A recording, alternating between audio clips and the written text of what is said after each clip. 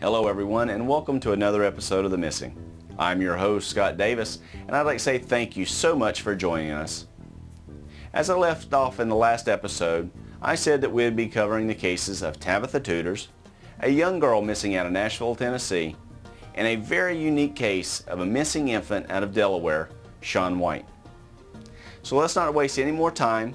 Let's get into the show, review these cases, and hopefully we can work together here on The Missing to bring home these missing children.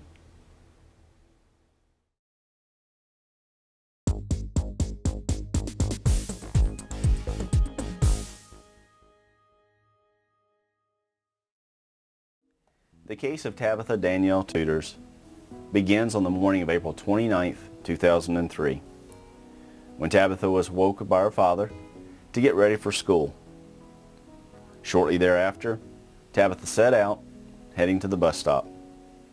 Just a few blocks away from her home, Tabitha never arrived at the bus stop, never got on board her bus, and consequently never arrived at school.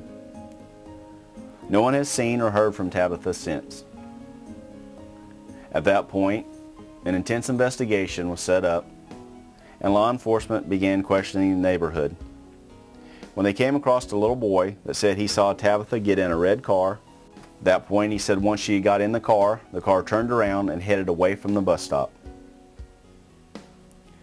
A tracking team was brought in with canines, and the canines tracked her scent to 40 feet just before the bus stop. They led investigators to an area in an alley that Tabitha's friend said she would never go to by herself. At that point, police set up an investigation and began looking for Tabitha. With the information at hand, Nashville police had come to the determination that Tabitha only went missing within just the couple of blocks between her bus stop and her home. Since her missing, volunteers, law enforcement, and the media have gotten involved to help bring Tabitha home. Even her brother, with his race car, started Team Tabitha, placing the face of Tabitha on his race car in hopes that a race fan might see her and be able to bring her home.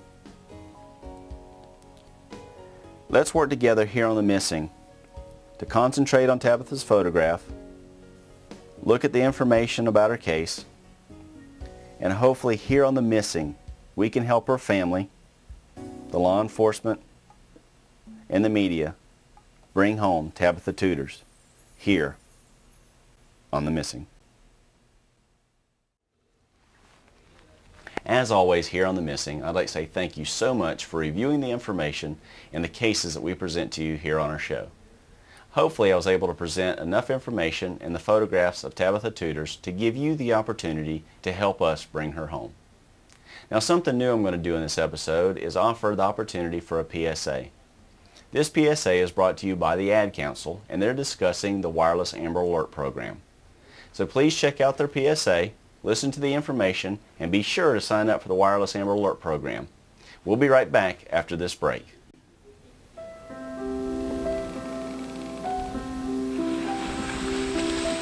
Every parent knows the feeling. You look away and your child is gone. Imagine if he or she were actually abducted. Sign up at wirelessamberalerts.org to get free Amber Alert text messages on your cell phone. If you did help an abducted child get home, just imagine what his parents would be feeling. Wireless Amber Alerts. A child is calling for help. The next case that we're going to show you here on The Missing is that of missing infant Shaun White, missing out of Delaware. This case is very unique, not only to The Missing, but in the fact that there's not that much information to share. We have a photograph of Shaun when he was an infant when he was reported missing, when he was last seen with his father on December the 8th of 2002. His father was located but never shared any information on Shaun's whereabouts. The second photograph that we have is created by the National Center for Missing and Exploited Children, which is a composite of what Shaun should appear to look like as a one-year-old toddler. So take the opportunity, look at the two photographs that we have, listen to the little bit of information that we have on Shaun's case, and you could possibly help us bring Shaun home.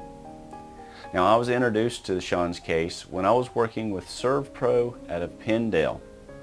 Servpro of penn-del had the opportunity to place the faces of missing children on their vehicles, and they chose the case of Sean White because he was missing out of Delaware. I'm sorry we don't have any further information to share with you on Sean's case, but hopefully the little bit that we have can help us put together an opportunity to bring Sean home. Thank you so much for taking the opportunity to review the cases of both Tabitha Tuders and Sean White. Now at the end of our show, we're going to have contact information in case you know anything about their whereabouts, either Tabitha or Sean, and we'll have that information up on our website as well at www.themissingtv.com.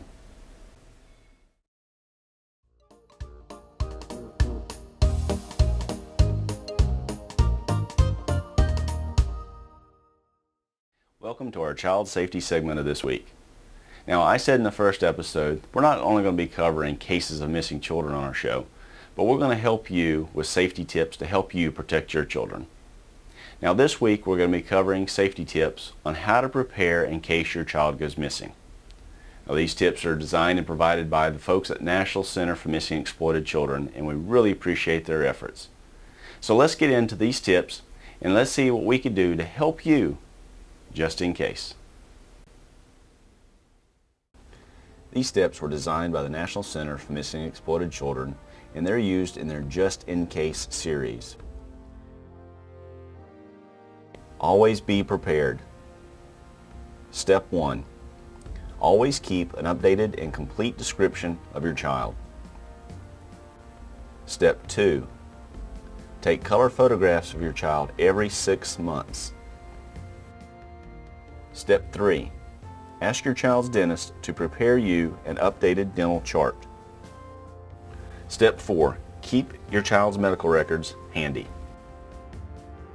Step 5. Arrange to get your child fingerprinted. Look for local organizations or even contact your local police department. Step 6. Considering having a DNA sample taken of your child. You can also use a used toothbrush, dried, baby teeth, a used hairbrush, or even a dried bloodied bandage. Take these items and place them individually in a brown envelope and have your child lick the envelope and close it. Or you can purchase a swab kit and follow the directions with that kit.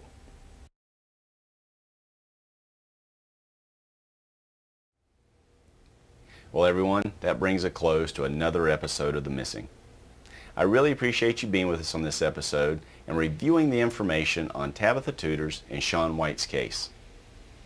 I also hope that the child safety segment was helpful as well. Now, if you're a family member of a missing child or missing adult and you would like to see their case reviewed here on The Missing, please contact us by emailing us at themissingtv.com@gmail.com. I know it's a little lengthy email address, but if you'll visit our website at themissingtv.com, we'll have a contact link on there. Send us their information, send us your request, and we'll look into their case and see if we can help here on The Missing. Now, as I always say, keep your kids educated, keep them protected, and continue to watch The Missing. I'm your host, Scott Davis. God bless.